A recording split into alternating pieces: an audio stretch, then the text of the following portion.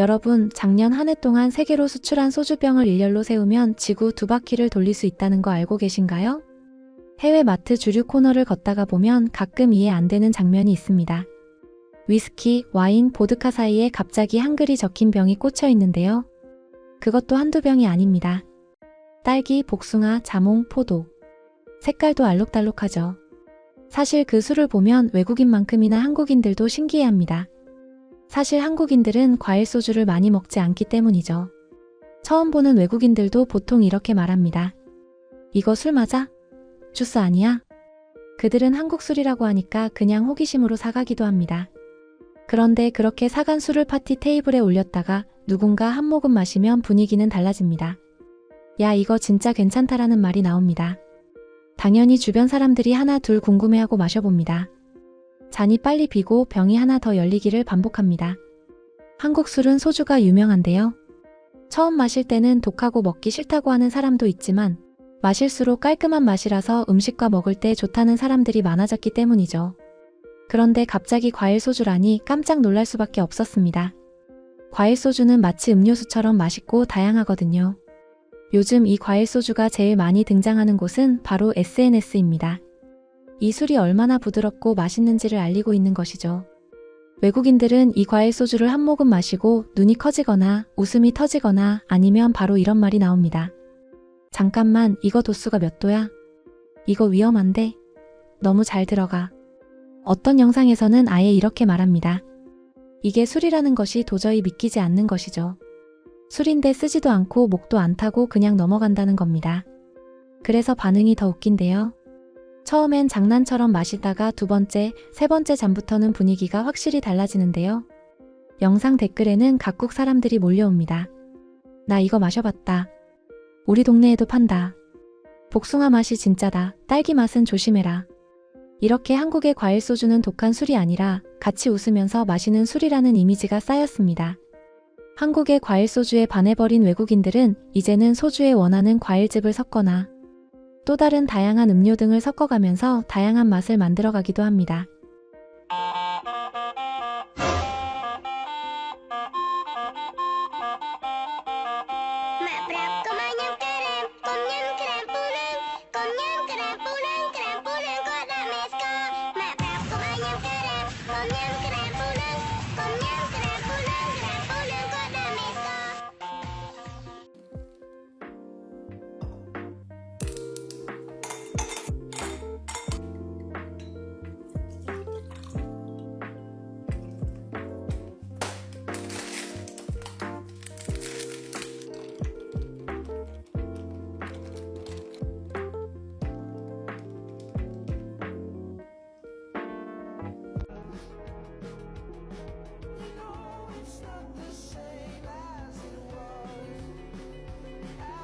블루베리 소주를 더 맛있게 먹는 방법입니다.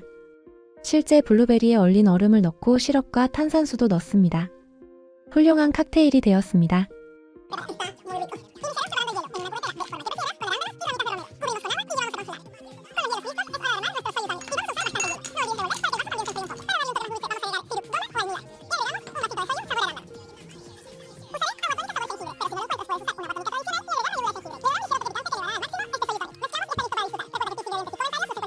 En la descripción. Es demasiado rico, tienen que prepararlo. 소주 야쿠르트 칵테일입니다.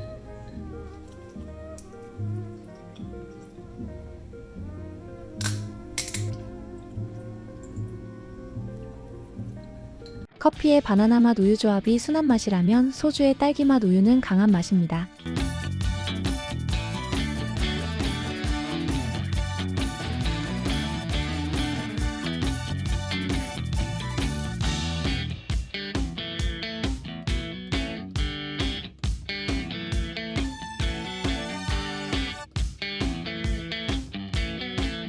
딸기 우유 마시듯 너무 잘 들어갈 것 같네요.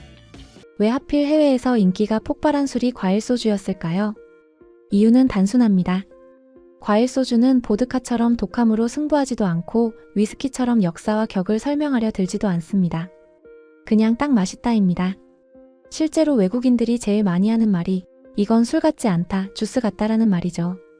한국인들에게는 사실 그런 이유로 과일 소주가 인기가 없는 것인데 해외에서는 반대로 장점이 됩니다. 술 문화가 강하지 않은 사람들, 독한 술을 부담스러워하는 사람들, 특히 술을 잘 못 마시는 젊은 층이나 여성들한테 과일 소주는 술 마시는 친구들과 어울릴 수 있는 좋은 계기를 만들어주고 있습니다. 한 잔으로 끝내도 되고 천천히 마셔도 되고 실패할 확률이 거의 없는 술인 거죠. 거기다 맛도 이미 전 세계가 익숙한 영역입니다. 딸기, 복숭아, 자몽, 포도. 설명할 필요도 없습니다. 라벨만 봐도 무슨 맛인지 바로 알거든요. 언어 장벽도 없고 문화 장벽도 없습니다. 그래서 처음 한국 술을 접하는 사람들한테 과일 소주는 전혀 부담이 없는 술입니다. 그리고 이제 이 과일 소주가 SNS랑 만나면서 제대로 터지게 되었습니다. 서로 특별한 소주 칵테일을 만들어 자랑을 하느라 바쁘거든요. 해외에서 한국 과일 소주의 인기는 현실 숫자로도 증명되고 있습니다. 작년 우리나라 소주 수출액이 사상 처음 2억 달러, 그러니까 우리 돈으로 2,740억 원을 넘겼습니다. 해외로 약 3억 4천만 병이 수출됐다는 공식 통계가 나와 있습니다. 이걸 360ml 병으로 환산하면 지구 둘레를 1.8바퀴 이상 감을 수 있는 분량입니다. 그러니까 전 세계 사람들이 우리가 상상하는 것보다 훨씬 많이 마시고 있다는 뜻입니다. 그뿐만 아니라 수출 대상 국가는 95개국으로 예전처럼 한두 나라만 가져가는 수준이 아닙니다. 미국이 전체 수출의 약 24%를 차지하며 가장 큰 시장이 됐고 중국과 일본이 뒤를 잇고 있다는 리포트도 있습니다. 물론 이 전체 수출에는 일반 소주도 들어가지만 과일 소주가 최근 들어 무섭게 성장하고 있는 핵심 축이라는 점이 중요합니다. 작년 기준 과일 소주 수출액은 이미 1억 달러를 훌쩍 넘어설 것으로 예상된다는 전망도 있고 특히 과일 소주 수출액 자체가 크게 증가하면서 소주 시장의 전체 성장을 견인하고 있다는 분석이 나옵니다. 사실 이것은 엄청난 변화입니다. 몇 년 전만 해도 한국 소주는 주로 교민사회나 일부 해외 한식당에서만 보이던 술이었는데요. 그런데 지금은 현지 술집, 대형마트, 파티 테이블에 과일 소주가 올라가고 사람들이 자발적으로 영상 찍고 공유하면서 자연스럽게 세계인이 즐기는 술로 자리 잡았다는 이야기입니다. 이쯤 되면 소주에는 무조건 맥주만 섞는다는 공식이 오히려 고정관념처럼 느껴질 정도로 이제는 한국인들이 외국인들에게 더 맛있는 소주 레시피를 배워야 할지도 모르겠습니다.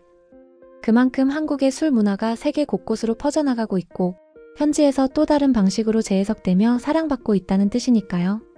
한국의 문화가 이렇게 세계인들의 일상 속으로 스며들어 관심과 호기심의 대상이 된다는 사실은 언제 생각해도 흐뭇한 일입니다. 이런 장면들을 보고 있으면 새삼 한국이 자랑스럽다는 마음이 듭니다. 오늘 영상도 함께 해주셔서 진심으로 감사드립니다.